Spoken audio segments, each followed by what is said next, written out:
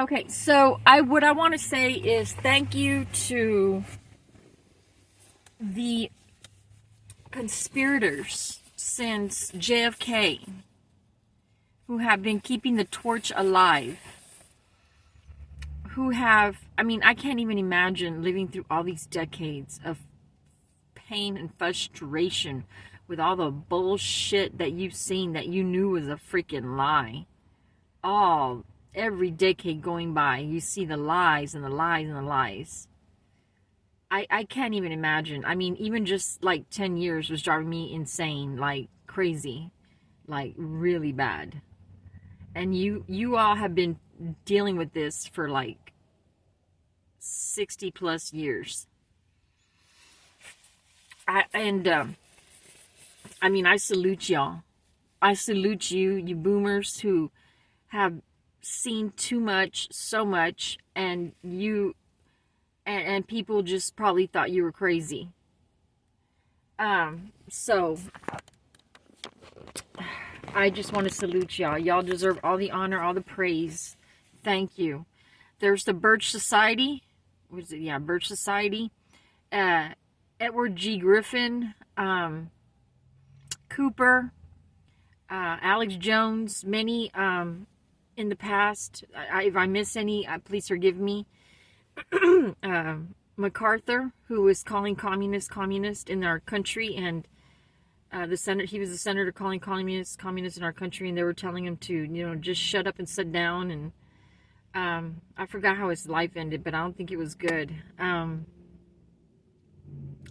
So I know that a lot of, especially the agents that were part of the Piccadilly JFK arrival, they were there as part of the Secret Service or whatever police detail you were, whatever part you took, whether you were even just somebody in the stands just watching, you witnessed with your own eyes. You experienced something with your own feelings, and you knew something wasn't right. And many probably immediately even believed the government was full of shit. But there was, I mean, back then there was no platforms for people to voice what they needed to, and all media was Mockingbird controlled. So, many have grown up with this feeling that something was not right. And so a lot of people have been living the lie. It's so bad. They say symbolism will be their downfall, and it really will be. I just saw a video by Veteran Biker that pointed out that McAfee, the software security guy back in the 2000s, that I think at one point he got killed. Somehow it was like some kind of bad death that he got killed or something. There was some kind of controversy going on, and I think he was making people upset, and then he was no longer alive. So I don't know. Some people are saying that maybe he never really did die. There was a video about him. He's laughing and saying that I see everything. I saw what you did. But that might be just a recording that might have been done like before he passed away, before he was killed or whatever. So I don't know. I have to go reinvestigate that. I remember there was a short period of time where on Q was posting things. They were saying that probably McAfee is Q. I don't know. It's hard to say. This whole thing, to be honest with you, the whole thing is a game. It's all a game, and they call it, quote unquote, a gentleman's game of, bets and wagers and outcomes, and we the people are the collateral damage. Like Pelosi said, we're collateral damage. You're hearing this word now. Collateral damage. Governments that don't want to play ball, like Gaddafi, Saddam. Who are these others that didn't want to play ball? They got killed off. Of course, they weren't all good people either. But they didn't want to play ball. I guess to some extent, Russia, Putin does. Although he wants to believe that NATO and UN and all that is bad. But he plays to some extent that I guess they don't kill him off. or they have Russia locked down so bad that, he's under, hyper severe protection. But it's all a game. It really is. It's sad that in the process of this stupid game that these gentlemen games, like these hunter games, if you see, like the Hunger Games is actually a real thing. There's movies from back in the past. The Most Dangerous Game. Yeah, it's some older movie from the 50s or something. And it's like this scholarly gentleman who lives off in some island in some big mansion paradise area, and he brings people to his island and he lures them there, he entices them, and then he dines them and wines them and talks to them, treats them real well, and then all of a sudden at some point of the night the demeanor changes. And it's very insidious, very evil, like Jekyll and Hyde. And the next thing you know, this person that he was treating like with such high honor is now running for their lives in fear because they're being hunted. Yeah, that kind of stuff. There's movies about the CIA doing the same shit, I think the CIA, I'm connecting dots here, so do your own research. The CIA was initiated in order to cover up crimes, period. Globalist crimes, to steal from America, middle class, to steal from just average people, and to basically destroy humanity, basically. To see civil unrest, get off on it, make bets and wagers, again, part of the game. And the CIA was incepted in order to intercept, making sure that anybody who had any idea kind of / part Freemasonry. Some people say, oh, Freemasonry is not bad. Okay, it's like my song says, they do a little bit good and a whole lot bad to make us think they're working on our behalf. The corruption at our expense. Okay, so whatever you say about Freemasonry, you're probably not so high up in Freemasonry that you even know any better. Okay, you know what I'm saying? You don't even know any better. And if you are high up in the Freemasonry, well, of course you're gonna say it's not a bad thing. Please, just please.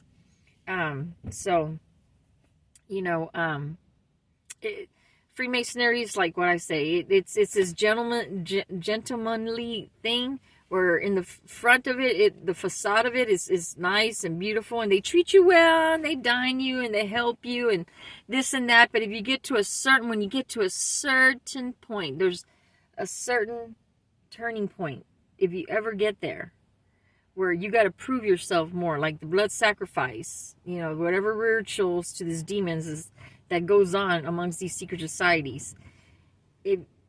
It's one of those secret things, and I say this because when I was a child, I went through an experience in my little town, in my small little town in South Texas.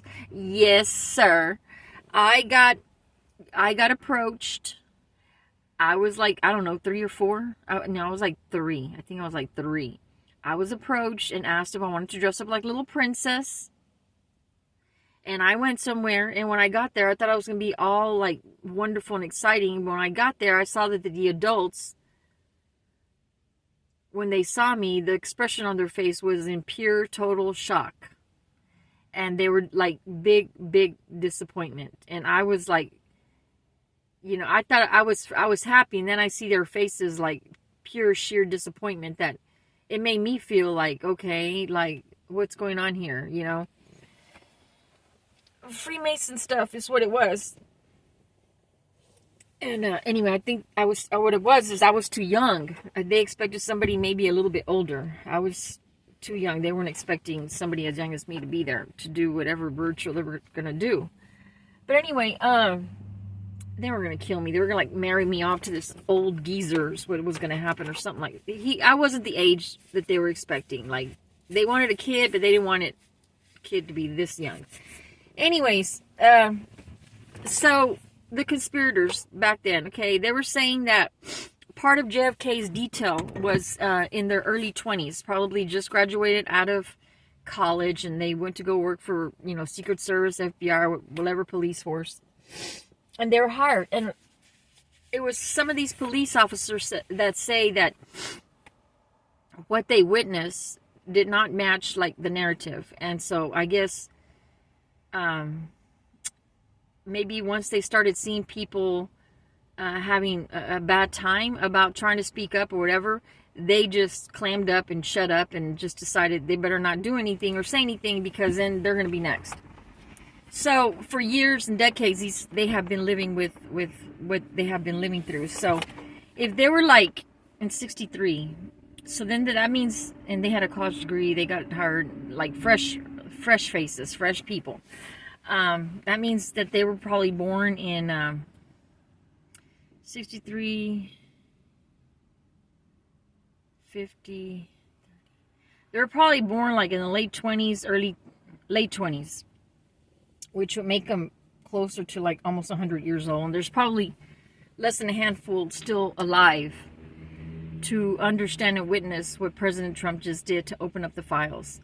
I think what's going to need to happen is the Piccadilly Plaza area needs to stay the way it is. They probably need to take out some of those little sugar sweet stands, little memorabilia, and they take that out. But everything else, the way they have it arranged, they needs to stay that way. And then they need to make it, see the difference. This is what the narrative has been all these decades versus this is the truth. Okay, that's what they need. That's what needs to happen, is that they need to open up another site of that. Well, the building, I've been there, and I don't know what other site they would buy to make space for that. But I imagine that the space for that will be 2 or 3 times larger than what it currently is right now. And so there needs to be a dichotomy between the narrative in the past versus this is the truth and this is all the layout of it. I think the reason why many people, the CIA, what is the stupid name that was CIA? Oh, I forgot his damn name. Anyway, that they don't want the files out is because a lot of it has to do with even the shit that still happens now. Going back to the gentleman's stupid game, the globalist communist game, is that even back then, just as our Russia was, all that was assistance from probably outside intelligence and people we thought were enemies at the time. We're probably getting help from some kind of outside somewhere. It even after you open up the JFK files, it'll probably be going down a rabbit hole to a whole lot of other things that preceded, leading up to what happened to JFK and him being elected, so on and so forth. So that's the reason why they don't want this coming out, is because the symbolism, the rabbit hole to many things leading up to it will be, I mean, it'll confirm so many thoughts and ideas that many of us have been speaking about. That a lot of people think like, oh, that's just fantasy, that's crazy, you're weird, you don't know what you're saying, get away from me. All the sanctimonious, arrogant people in small and big towns that think their shit don't stink and they're hot shit, walking around like roosters with their chest puffed out and thinking they're big shit, but I'm going to say, no, those people were once gaining from all these lies that, so anyway, a lot of people make their money honestly, but there's also another part of people that either directly or indirectly, they're making their money in ways that is not legally suited in an honorable way. But anyways, so that's what I have. I want to thank the conspirators from way back then. All of y'all, if it wasn't for y'all keeping this torch alive, many of us would not, those of us who came after you, and I don't know how really I kind of got all in it. I don't know if, well, I don't know. All I know is that, I don't know.